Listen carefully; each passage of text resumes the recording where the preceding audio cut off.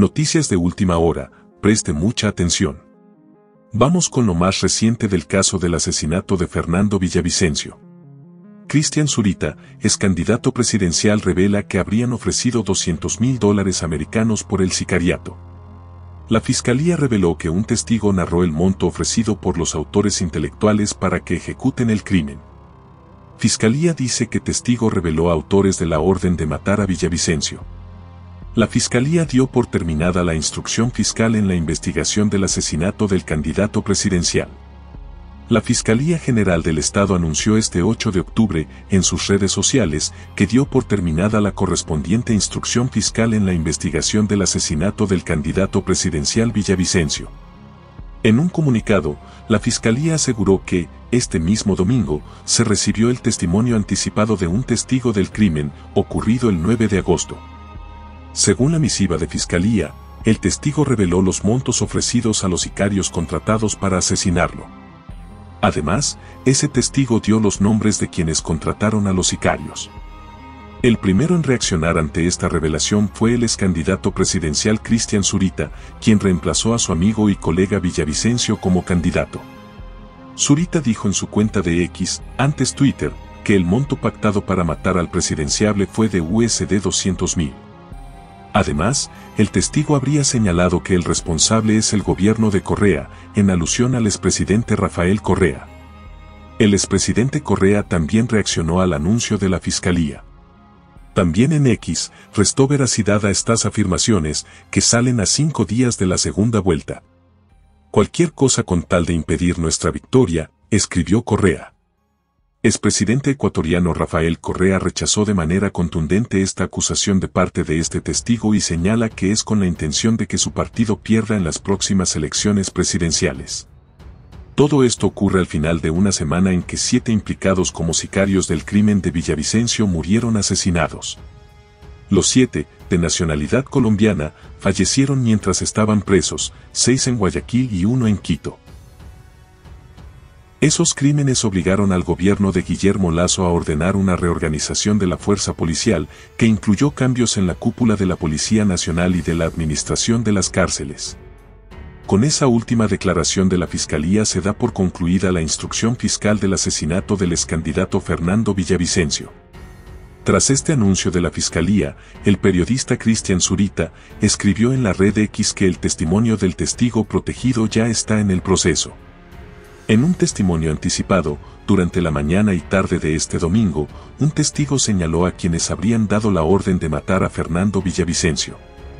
La versión fue recabada por los fiscales a cargo de la investigación de dicho asesinato.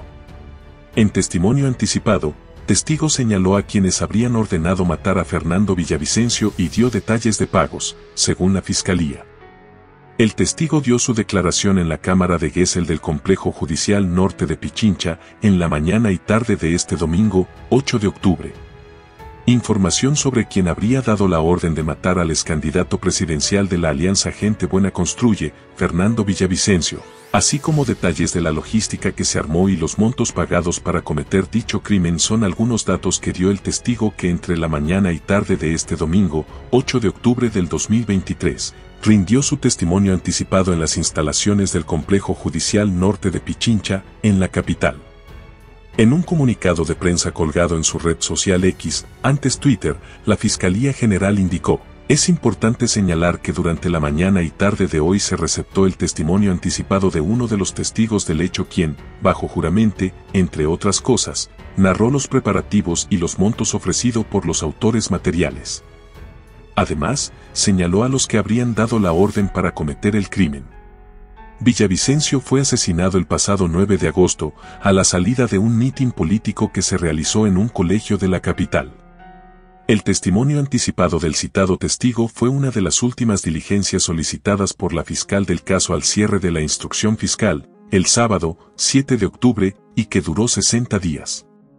La Fiscalía solicitó a la jueza de la causa que autorice el testimonio, el cual finalmente se citó para las 11:30 de este domingo 8. El testigo dio su declaración en la Cámara de Gesell del Complejo Judicial Norte, donde estaba previsto que lo acompañe un psicólogo de la unidad penal.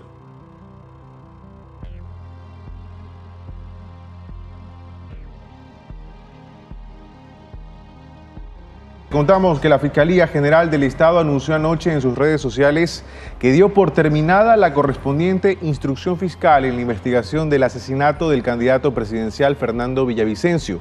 En su comunicado, la entidad aseguró que este mismo domingo se recibió el testimonio anticipado de un testigo del crimen ocurrido el pasado 9 de agosto. Así es, según la misiva de Fiscalía, el testigo reveló los montos ofrecidos a los sicarios contratados para asesinar a Villavicencio, candidato presidencial de Construye y muerto a tiros a la salida de un mitin en el norte de Quito. Además, ese testigo dio los nombres de quienes habrían contratado a los sicarios. Y la Policía Nacional y FedExport anunciaron un convenio para fortalecer la seguridad de la carga exportable que sale de los puertos del país, mientras que para noviembre se espera el funcionamiento total de los escáneres en los puertos. Continúan las acciones para evitar la contaminación de contenedores en los puertos del país. Primero se anunció la operatividad de escáneres en 7 puertos marítimos de Ecuador, pero exportadores aseguraron que esta medida no era suficiente.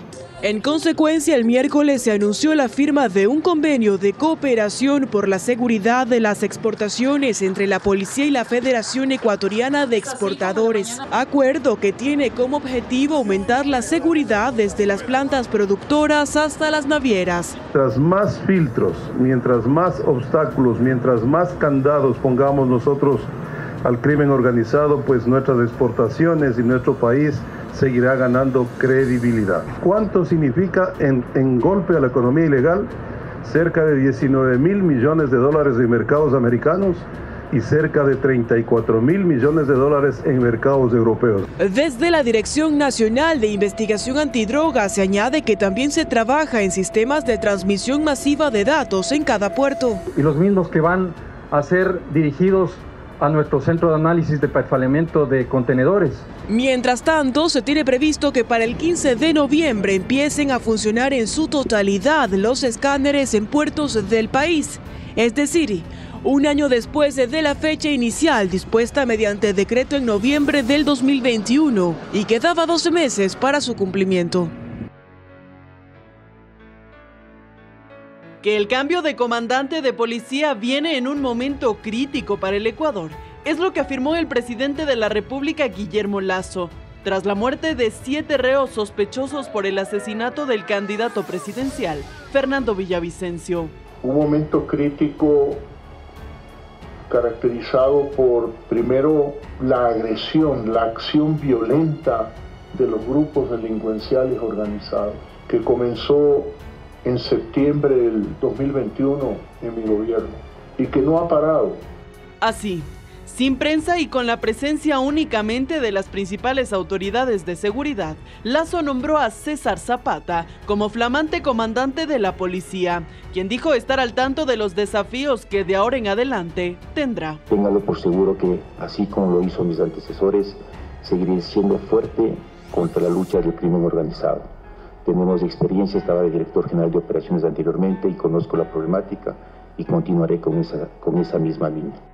Zapata reemplazará a Fausto Salinas, quien fue posesionado en julio del 2022 y ocupó el cargo poco más de un año, y que tras la decisión del Gabinete de Seguridad, aceptó su remoción. Las cabezas salimos, pero la institución queda firme, sólida y hay que fortalecerla para el futuro. Por su parte, el ministro del Interior, Juan Zapata, afirmó que se encuentran trabajando para reorganizar la cúpula de la policía. Bueno, el presidente tiene la potestad de generar los cambios que él considere, por lo tanto él ha dado una disposición, nosotros cumplimos, tendremos que en las próximas horas reunirnos para redistribuir, porque ya por órdenes de antigüedad se tiene que cambiar ya las designaciones y lo haremos de manera inmediata para que no se pare ningún proceso. César Zapata tiene 54 años y lleva 34 años y 11 meses de servicio. En su currículum se destaca su función como director general de Seguridad Ciudadana y Orden Público, cargo que ocupaba hasta esta última designación como comandante. Además fue director nacional de Planificación y Gestión Estratégica, comandante zonal del Distrito Metropolitano de Quito, y en su educación figura como magíster en negocios y tiene un diplomado en Seguridad Ciudadana. Además ha recibido 15 condecoraciones. ¿Pero esto será suficiente para enfrentar la crisis carcelaria y de seguridad que vive el país? El tiempo lo dirá. Lo cierto es que el comandante ya ha iniciado con sus actividades desde este domingo, pues según su equipo de trabajo, Zapata ya se encuentra realizando los trámites pertinentes del relevo del cargo. Por otro lado, la Dirección General del SNAI se la ha encargado al coronel en servicio pasivo Fausto Cobo, quien se desempeñaba actualmente como director general del Centro de Inteligencia Estratégica. Mientras tanto, este cambio se suma a otras 3 medidas adoptadas por el presidente tras los asesinatos ocurridos dentro de los propios centros de privación de libertad. Y la Fiscalía General del Estado informó que se dictó prisión preventiva al director subrogante de la Penitenciaría del Litoral. La decisión fue tomada este domingo tras la audiencia de calificación de flagrancia y de formulación de cargos. El funcionario fue detenido tras el asesinato de 6 de los privados de libertad que permanecían en ese centro carcelario mientras continuaban las investigaciones por el caso Villavicencio. Y este es el último fin de semana de campaña para los candidatos presidenciales, antes de que inicie el silencio electoral. Los aspirantes al sillón de Carondelet encabezaron recorridos y concentraciones. Aquí un resumen. El tiempo corre para Luisa González y Daniel Noboa, los presidenciables que se enfrentan por ocupar el sillón presidencial. Y al ser este su último fin de semana de campaña electoral, sus actividades se han intensificado. Luisa González estuvo este sábado en Santo Domingo de los Áchilas, tuvo un encuentro con miembros de las juntas parroquiales y luego estuvo en un gabinete con las autoridades de la Revolución Ciudadana. Y para eso estamos aquí, para construir un país juntos, un país en unidad y a dejar diferencias, a dejar disputas, a dejar peleas, a dejar riñas, a dejar odios. El domingo González inició sus actividades en Guayaquil con una caravana que fue desde El Empalme, Balsar, Palestina y Santa Lucía. Luego en un almuerzo y conversatorio se reunió con sus simpatizantes en Nobol. En La Tacunga y Ambato dio declaraciones a la prensa y finalmente en Riobamba tuvo un encuentro ciudadano denominado Por el Bien de Todos.